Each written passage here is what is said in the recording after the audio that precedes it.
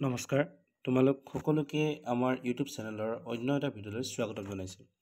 তো আজি আমি জাতীয় বিদ্যালয় ক্লাছ 8ৰ ইংলিছৰ প্ৰথম যিটো চেপ্টাৰ ষ্টিলিং এণ্ড এটনমেণ্ট, তো এই চেপ্টাৰৰ প্ৰশ্ন উত্তৰকেইটা চাম, ঠিক আছে। তো ইয়াত প্ৰথম প্ৰশ্নটো হ'ল আমাৰ যে at what age did Gandhi steal for the first time. Gandhi steal for the first time when he was around 12 or 13 years old। তো 12-13 বছৰ বা 15 বছৰ বয়সমানত কি আছিলে, তেওঁ চুৰ কৰিছিলে, ষ্টিল কৰিছিলে। কি চুৰ কৰিছিলে? ককায়েকৰ যি ধাৰ লাগি আছিলে সেই ধাৰ আঁতৰাবৰ কাৰণে সেই ককায়েকৰে সোণৰ গহনাৰ পৰা অকণমান সোণ চুৰ কৰিছিলে, ঠিক আছে। তো what did Gandhi steal gold from? He took some gold from his brother omelette.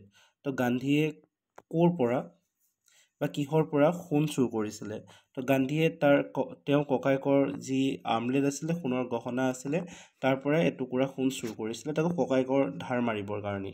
Two whom did Gandhi decide to confess? তো গান্ধীয়ে সেই চুৰ কৰা কথাটো কাৰ আগত ব্যক্ত কৰিব বিচাৰিছিলে, কনফেছ কৰিব বিচাৰিছিলে? তো Gandhi decided to confess to his father, ঠিক আছে। দেউতাকৰ আগত সেই কথাটো কনফেছ কৰিব বিচাৰিছিলে। কনফেছ কৰা মানে কিবা এটা কথা মানি লোৱা, কিবা এটা কথাৰ মোৰ একজেক্ট ৱৰ্ডটো মনত অহা নাই, কিবা এটা কথা কাৰোবাৰ আগত ব্যক্ত কৰা, ঠিক আছে। তো what did Gandhi write on the note to his father? তো Gandhi admitted to stealing the gold, express remorse, promise not to repeat the mistake and ask his father for forgiveness without harsh punishment. তো গান্ধীয়ে যিখন চিঠি লিখিছিলে দেউতাকলৈ যে সি চুৰ যে কৰিছিলে সেই কথাটো জনাবৰ কাৰণে গান্ধীয়ে এখন চিঠি লিখিছিলে, কাৰণ ফেচ টু ফেচ ক'বলৈ সাহস হোৱা নাছিলে। আৰু সেই চিঠিখনত গান্ধীজীয়ে কি লিখিছিলে যে মই অলপমান সোণ চুৰ কৰিছিলোঁ আৰু তাৰ কাৰণে মই বহুত দুখিত। ৰিমোৰ্চ মানে বহুত দুখ। Promise not to repeat the mistake, তো আকৌ যাতে সেই মিষ্টেকটো নকৰোঁ তাৰ কাৰণে প্ৰতিজ্ঞাও লৈছিলে। আৰু লগতে দেউতাকলৈ এটা অনুৰোধো কৰিছিলে যে হাৰ্ছ পানিছমেণ্ট নিদিয়ে বা কঠোৰ পানিছমেণ্ট যাতে নিদিয়ে। Why was Gandhi's father confine to bed? তো his father was confine to bed due to the disease call fistula. তো দেউতাক কিয় বিচনাত আছিলে বুলি সুধিছে। তো দেউতাকৰ এটা বেমাৰ আছিলে, সেই বেমাৰটোৰ নাম হৈছে ফিষ্টুলা। তো সেই ফিষ্টুলা বেমাৰটোৰ কাৰণে কি আছিলে, দেউতাক ক'ত আছিলে, বিচনাতে আছিলে। তাৰপিছত আহিলে আমাৰ what was the Gandhi's father first reaction after reading the note? তো গান্ধীৰ দেউতাকে যেতিয়া প্ৰথমে চিঠিখন পঢ়িছিলে তাৰপিছত তেওঁ কি ৰিয়েকশ্যন আছিলে? তো হিজ ফাদাৰ ৱেপ silently and tore the note after thoughtful silence. তো গান্ধীৰ দেউতাকে যেতিয়া সেই চিঠিখন পঢ়িছিলে অলপ সময়ৰ কাৰণে নিস্তব্ধ হৈ গৈছিলে আৰু তাৰপিছত সেই চিঠিখন ফালি পেলাইছে, ঠিক আছে। তাৰপাছৰ প্ৰশ্নটো হ'ল what did Gandhi think his father would do after reading the note? তো গান্ধীজীয়ে কি ভাবিছিলে যে সেই চিঠিখন দেউতাকে পঢ়াৰ পিছত কি ভাবিব তেওঁৰ কথা, মানে গান্ধীজীৰ কথা দেউতাকে কি ভাবিব সুধিছিলে। তো Gandhi thought his father would be angry, scold him and even hit his forehead.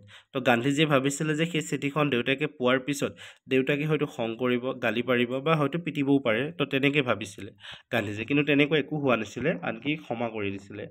তাৰ পাছৰখিনি আহিলে give brief answer to the following question. Why and how did Gandhi steal gold? তো গান্ধীজীয়ে কেনেকৈ আৰু ক'ৰ পৰা কিয় সোণ চুৰ কৰিছিলে? টু হেল্প ৰিপে এ ডেপ্ট his brother owed, Gandhi secretly clip a small piece of gold from his brother armlet. তো কি আছিলে, গান্ধীজীয়ে তেওঁ ককায়েকৰ যি ধাৰ লাগি আছিলে সেই ধাৰটো মাৰিবৰ কাৰণে এই ককায়েকৰে সোণৰ গহনাৰ পৰা অলপমান সোণ চুৰ কৰি লৈছিলে, ঠিক আছে। তাৰপিছত আহিলে how did Gandhi feel after stealing? তো গান্ধীজীয়ে চুৰ কৰাৰ পিছত কেনেকুৱা অনুভৱ কৰিছিলে? তো he felt guilty and decided guilty decided never to steal again. তো গান্ধীজীয়ে গান্ধীজীয়ে বহুত দুখ অনুভৱ কৰিছিলে, যেতিয়া চুৰ কৰিছিলে নিজকে বহুত দুখী অনুভৱ কৰিছিলে। গিল্টি ফিল কৰা মিনছ তাৰপিছত ডিচাইড কৰিছিলে যে আৰু কেতিয়াও কি নকৰে, ষ্টিল নকৰে, মানে কেতিয়াও কি নকৰে, চুৰ আৰু নকৰে। হি also' choose to confess to his father. আৰু তেওঁ লগতে কি ডিচাইড কৰিছিলে যে তেওঁ দেউতাকৰ আগতো এই কথাটো ক'ব যে তেওঁ কি চুৰ কৰিছিলে, সোণ চুৰ কৰিছিলে। তাৰপিছত আহিলে আমাৰ what did Gandhi's father do after receiving the confession note? তো গান্ধীজীয়ে দেউতাকে যেতিয়া সেই চিঠিখন পাইছিলে কি কৰিছে সুধিছে, ঠিক আছে। তো গান্ধীজী দেউতাকে কি কৰিছিলে, ইনষ্টেড অফ পানিছিং মানে পানিছ কৰাৰ বিপৰীতে his father read the note carefully, cried, tore it up and rested again. তো তেওঁ দেউতাক যিহেতু বেমাৰ আছিলে তো সেইকাৰণে কি কৰিছিলে, সেই চিঠিখন পোৱাৰ পিছত গান্ধীজীক পানিছ কৰাৰ বিপৰীতে কি কৰিছিলে অকণমান কান্দিছিলে বা দুখ লাগিছিলে আৰু লগতে সেইখন চিঠি ফালি পেলাইছিলে আৰু তাৰপিছত ৰেষ্ট লৈছিলে মুঠতে গান্ধীজীক একোৱেই কোৱা নাছিলে ঠিক আছে তো তাৰপিছত what is the purest type of repentance তো true repentance involve sincerely confessing a fault to the right person with a promise never to repeat it ঠিক আছে তাৰপৰা 3 নম্বৰটো হ'ল তোমালোকৰ why did Gandhi call the incident and object lesson in an ahimsa. তো কৈছে why did Gandhi call the incident on object lesson in ahimsa?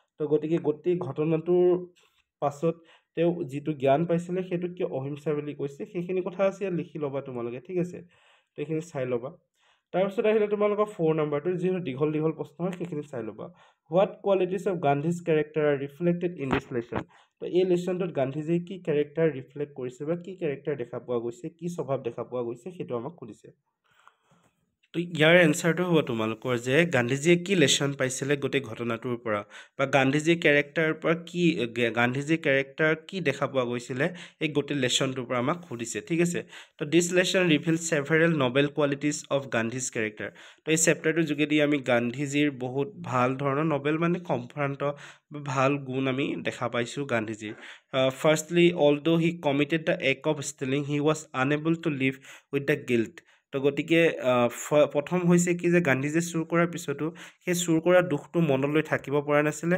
আৰু সেইটো কাৰণে তেওঁ দেউতাকৰ আগত কি কৰিব লগা হৈছিলে কনফেছ কৰিবলগীয়া হৈছিলে which reflect his awareness of what is right and ৰং আৰু এইটো গিল্ট ফিল এইকাৰণেই কৰিছিলে কাৰণ গান্ধীজীয়ে জানিছিলে যে কোনটো শুদ্ধ কোনটো ভুল তেওঁ জানিছিলে যে চুৰ কৰাটো এটা বেয়া কাম কিন্তু তথাপিও কৰিছিলে তো সেইকাৰণে তেওঁ গিল্ট ফিল কৰিছিলে তো সেইটো কাৰণে তেওঁ দেউতাকৰ ওচৰত কনফেছ কৰিছিলে বা ক্ষমা সুধিছিলে তো এইটো হৈছে তেওঁৰ ফাৰ্ষ্ট গুণ যে কি ভাল কি বেয়া তেওঁ ভালকৈ জানিছিলে secondly instead of concealing his mistake or repeating it he showed great courage by choosing to confess lastly এই লাইনটোত কৈছে কি যে তেওঁ গম পাইছিলে যে চুৰ কৰাটো এটা কি হয় বা চুৰ কৰাটো এটা বেয়া বিদ্যা হয় তো সেইকাৰণে তেওঁ সেইটো আৰু পুনৰাই নকৰোঁ বুলি নিজকে ডিচাইড কৰিছিলে কিন্তু তেওঁ এইটো কৰিবৰ কাৰণেও তেওঁ বহুতো সাহস লাগিব কাৰণ এটা অভ্যাস যেতিয়া এবাৰ পৰিণত হয় সেইটো বাৰে বাৰে কৰিবলৈ মন যায় কিন্তু গান্ধীজীয়ে সেইটো কৰা নাছিলে সেইটো বাৰে বাৰে ৰিপিট কৰা নাছিলে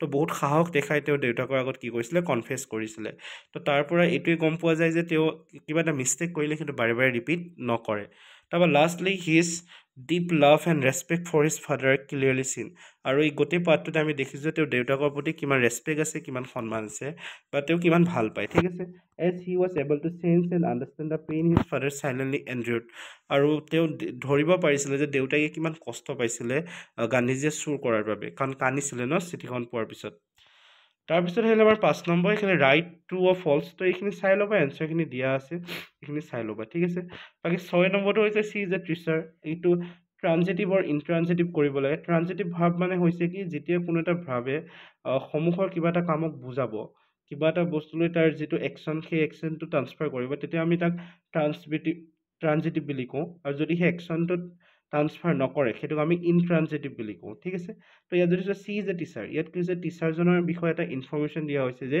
চি ইজ এ টিচাৰ তো ইয়াত একো কোৱা নাই যে অমুকে অমুক কৰি আছে অমুকে ক'বালৈ গৈছে তাৰ বিষয়ে একো কোৱা নাই ভাৱটো ইয়াত জাষ্ট এটা ইনফৰ্মেশ্যন লিংক কৰিছে টিচাৰকজনক কাৰ লগত লিংক কৰিছে চিৰ লগত লিংক কৰিছে যে চি ইজ এ টিচাৰ তেওঁ যে এজন শিক্ষক তাৰ বিষয়ে কোৱা হৈছে কিবা এটা ইনফৰ্মেশ্যন দিয়া হৈছে তেনেকুৱাবোৰত যিবোৰ ভাৱ ব্যৱহাৰ কৰা হয় যেনে ইজ ৱাজ তো এইবোৰ কেতিয়াও কি নহয় ইনট্ৰানজিটিভ সেইবোৰ কেতিয়াও কি নহয় ট্ৰানজিটিভ ভাৰ্ব কেতিয়াও হ'বই নোৱাৰে য'ত তোমালোকৰ অনলি ইজ থাকিব য'ত তোমালোকে কেতিয়াবা ইজ দেখা পাবা য'ত তোমালোকে ৱাজ দেখা পাবা তেনেকুৱা ভাৱবোৰ কেতিয়াও কি নহয় ট্ৰানজিটিভ নহয় সেইবোৰ ভাৱ থাকিলে সদায় কি লিখিবা ইনট্ৰানজিটিভ তো সেইকাৰণে প্ৰথমত যিটো আছে চি ইজ এ টিচাৰ সেইটো কি হ'ব তোমালোকৰ ইনট্ৰানজিটিভ ভাৰ্ব হয় আই গ' টু স্কুল ঠিক আছে তো ইয়াতো গ' যিটো ভাৰ্ব আছে সেইটো ইনট্ৰানজিটিভ হ'ব Seema was reading a book Seema was reading a book reading ইয়াত ৰিডিংটো হৈছে তোমালোকৰ ভাৱ তো কি ৰিড কৰি আছিলে এখন কিতাপ ৰিড কৰি আছিলে তো ৰিডিঙৰ যিটো একশ্যন সেই ৰিডিঙৰ একশ্যনটো ক'লৈ ট্ৰান্সফাৰ হৈছে বুকখনলৈ ট্ৰান্সফাৰ হৈছে তো সেইকাৰণে ইয়াত ৰিডিংটো তোমালোকৰ কি হ'ব ট্ৰানজিটিভ হ'ব ঠিক আছে নেক্সটটো আহিলে তোমালোকৰ the sun gives heat and light. ইয়াত ভাৱটো হৈছে তোমালোকৰ গিভছ, কাৰণ গিফ্ট মানে কিবা এটা দিয়া ন, তো কি দিছে? হিট এণ্ড লাইট, কিবা এটা দিছে। তো যিটো আমাৰ ভাৰ্ব আছিলে সেই ভাৱটোৱে কিবা এটা কাম কৰিছে, বা ভাৱটোৰ যিটো একশ্যন সেইটো ক'ৰবাত নহয় ক'ৰবাত কনভাৰ্ট হৈছে, ক'ৰবাত নহয় ক'ৰবাত ট্ৰান্সফাৰ হৈছে। তো এনেকুৱা ভাৱবোৰক আমি কি বুলি কওঁ? ট্ৰানজিটিভ বুলি কওঁ। ঠিক আছে, তো গতিকে চাই ল'বা এইটো। ই নম্বৰটো ইণ্ট্ৰানজিটিভ হ'ব, এফ নম্বৰটো ট্ৰানজিটিভ হ'ব, জিটো হ'ব তোমালোকৰ ট্ৰানজিটিভ, এইচটো হ'ব ইণ্ট্ৰানজিটিভ। তো ঠিক তেনেকৈ 7 নম্বৰটোত তোমালোকক কৈছে কি? Rewrite the following sentences, underline the finite verb and circling the non finite verb. তো ইয়াত তোমালোকক কৈছে কি? যিবোৰ ফাইনেট ভাৰ্ব হয় সেইবোৰক তোমালোকক আণ্ডাৰলাইন কৰিব দিছে, আৰু যিবোৰ নন ফাইনেট হয় তো সেইবোৰক কি কৰিব দিছে? চাৰ্কেল কৰিব দিছে। ঠিক আছে, যিবোৰত ইয়াত যদি শ্ব' কৰা হৈছে তোমালোকে এইটো চাই ল'বা। প্ৰথম হৈছে লাইকটো তোমালোকৰ হ'ব ফাইনেট, ছিংগিংটো হ'ব নন ফাইনেট, শ্ব'টো হ'ব ফাইনেট, বাকী ৱৰ্কিংটো হ'ব নন ফাইনেট। তো সেইটোৱে এনেকৈ চাই ল'বা। ঠিক আছে।